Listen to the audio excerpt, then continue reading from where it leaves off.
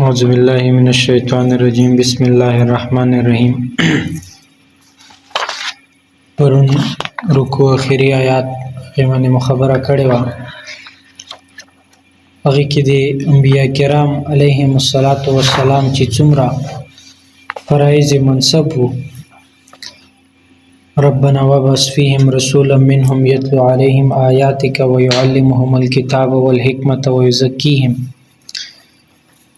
چې آیتونه به رب د تو تلاوت کوي، خلکو ته به د کتاب او د حدیث علم ورکوي او د خلکو تزکیه به کوي. دې باندې خبره کړې وه. د سره رکوع ختم شي، چې به رکوع کله ختم شي بیا هغې نه څومره مسایل وي هغه به موږ بیانوو. د سورة البقره یا د 15 سپرې دا 15 رکوع دینه مختلف مسائل روزي. پهله مسله دینه دار روزي چې حضرت ابراهیم علیه السلام منته ډیر سخت ازمایښونه ورولي او هغه ازمایښونه تیر کړي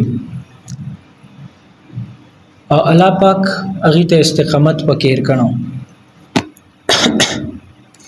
څومره امتحانونه ورولي او تفسیر په زمن کې مدیمن ته یواد ورزي خبره کړې وي. برحال خو ایوا مسله دا چې ابراهیم علیه السلام ازمایشات دا برداشت کړی دي او دا په غی تر شوی دي. دویمه مسله دا چې ابراهیم علیه السلام چې کله په دغه امتحانو کې دغه ازمایشو کې کامیاب شو، بیا الله پاک د امامت منصب ایر کړل. چې کله امتحانونو کې کامیاب شو بیا غانه بعد الله پاک د امامت منصب ایر کړل. دریمه مسله دینه دار وزي چې کيو سړی په یو امتحان کې امتیازای سره کامیاب شي بغي ته انعام ارکول چې دا جایز ده، لکه څنګه چې ابراهیم علیه السلام تعالی پاک ورکړ. سکول دا، مدرسه دا، کالج دا، یو ورکنمای شوال، یو امتیاز پیلا کامیابی یو واجبہ ټولو نه بیله کامیابی حاصله کړه، فرست راغله، سیکنډ راغله، تھرد راغله، به دې ته انعام ورکول دا ټیک دي. بل دا چې یو فریضه یا یو منصب چې دې کې د انسان اولاد د دې کې مقام جوړ شي، دا تمنا کڅوک کوي، دا امید کڅوک کوي، دا خواهش کڅوک کوي، دا تمنا کول، دا خواهش کول دا ټیک ده.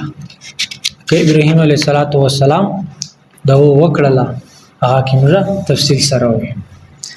دغه رنګ دینه بل مسله دار وزي چې د څومره مورثي مناسب دي هغه کې به د اهلیت رعایت ضروری وي. چې یو سړی هغه په ځای کې زوا لاګي، اوس چې هغه سړی هم اهلیت بده کې وي، کدی کې اهلیت نوي نو بیا دا قائم مقام نشي جوړېدل. چې سمو آباد داسې اوس د ځم متد دغه حساب ملاو شي، متد دا منصب ملاو شي. ها که اهل وي بیا ټیک ده.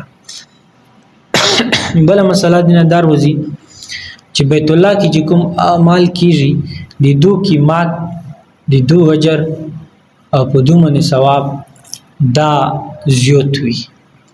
او دغه رنګه دا مسله هر وزي چې بیت الله چې دا بیت الله دا د امن او د سکون مرکز ده.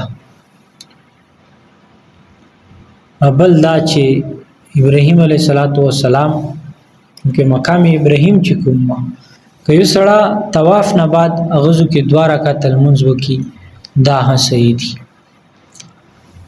واتخذوا من مقام ابراهیم مصلی دې زمن کې مش تفصیل پدې کړم. بل دا چې کا یو زوی یا سړی یو زوی یادګار جوړ کی نو دې کې څه حرج نشته ده. څنګه چې مقام ابراهیم وا اكونه وا دې باندې مو خبره ها کړې و. بل دا چې مسجدونه چې څومره دي دا بو صفا سوترا شوروي، صفا سوترا پاک صاف. بل مسله دار وزي چې جماعتونه چې دي چې کوم عبادتګار خلق دي، عبادت کوونکي خلق دي، دغه جماعتو کې دا خپل عبادت کې مصروف شي، نو دا جماعتونه د پر مرکزونه دي. چې د عبادت کې پکې مصروف وي. بل دا چې د بیت الله طواف کول دا بهترین عبادت ته دی وجنا الله رب العزت په چرته ایتو کې د طواف ذکر پیله وکړه او د رکوع او د سجدي نه پیله ذکر د طواف وکړه. طهر بیتی للطائفین والعاکفین. بل دا چې که وضوی کې امن و سکون نوي بیا اخیر پر دعا غوښتل دا جایز دي.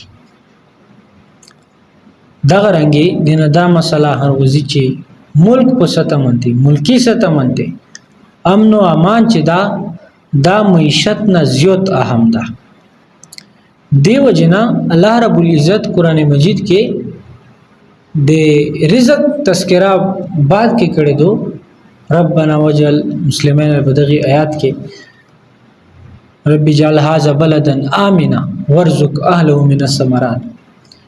پهله امن خبره کړي بیا غانه بعد د معیشت ته رزق خبره کړي نو پهله چې دا امن ده. بل دا چې دنیا کې الله رب العزت رزق صرف مومن ته نه ورکي بلکې کافر ته الله رب العزت رزق ورکي. اول مسله دار وزي چې د کافر انجام چې دا جهنم ده چې الله دمر نعمتونو پکړي دي او دا بیا الله نه مني الله نه انکار کوي به دې زوی جهنم ده. دغه رنګي دنه دا مسله وزي چې د جماعت تعمیر کیږي جماعت جوړیږي هغه د حساب خستل هغه کې چار کول د انبیاء علیهم السلام دی او سنت ته لکه څنګه چې ابراهیم علیه السلام اسماعیل علیه السلام بیت الله جوړولا. بل دا چې ابراهیم علیه السلام د بیت الله جوړونه نه پیلا بنیادونه د دې موجود وو یعنی پیلا دا چا جوړ کړي و. بل دا چې خپل اولاد د پردو کول دا د ابراهیم علیه السلام سنت ته او چې دا ډیرو مشرونو پریښه ده او ډیرو پلورونو پریښه ده ډیرو مایندو پریښه ده دا سنت باندې عمل نه کوي.